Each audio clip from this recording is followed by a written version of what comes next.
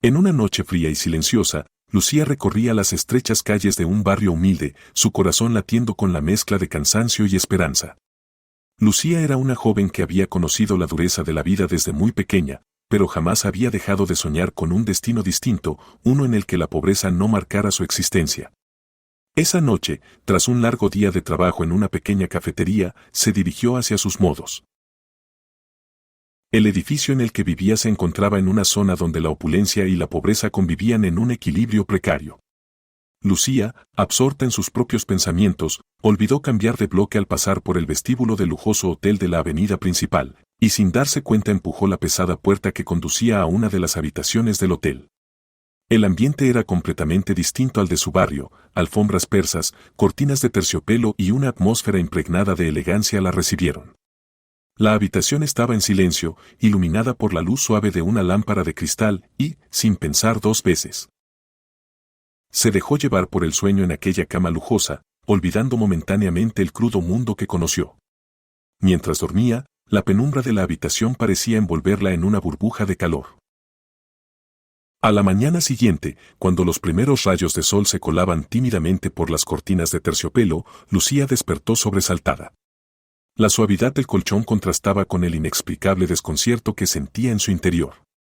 Con el corazón acelerado, se incorporó lentamente, tratando de comprender dónde estaba.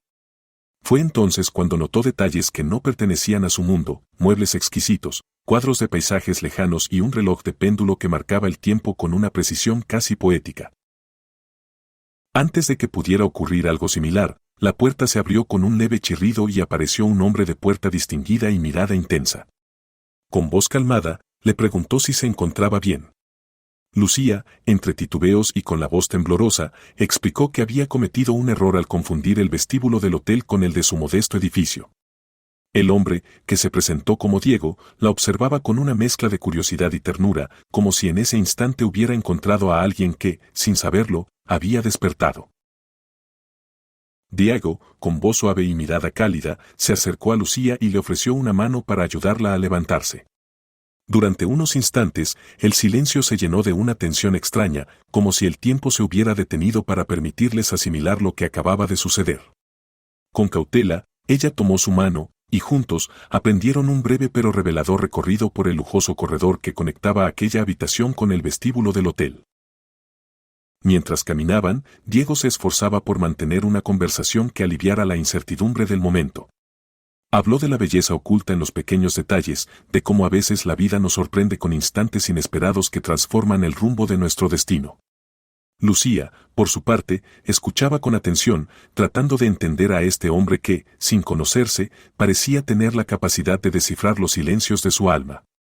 Con cada paso, las barreras entre la opulencia y la humildad se desvanecían, y lo que parecía un encuentro fortuito empezaba a delinear una conexión que con cada paso, las barreras entre la opulencia y la humildad se desvanecían, y lo que parecía un encuentro fortuito empezaba a delinear una conexión que ambos apenas se atrevían a imaginar.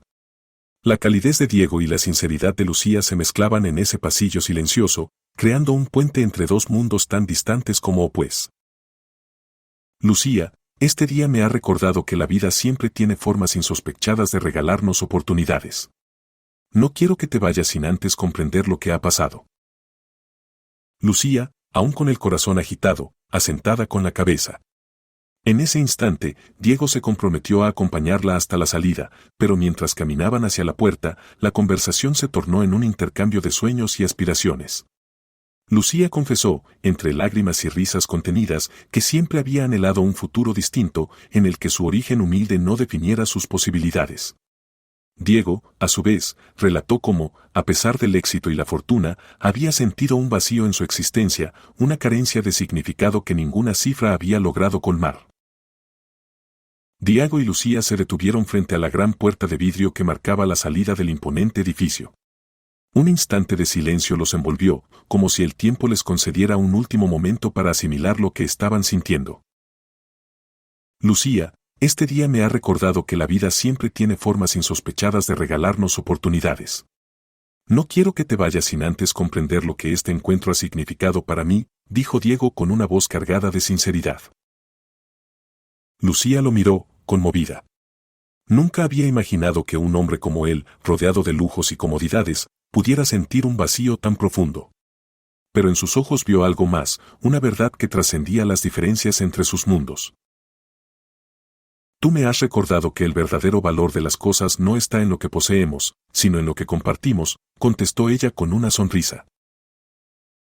Diego respiró hondo.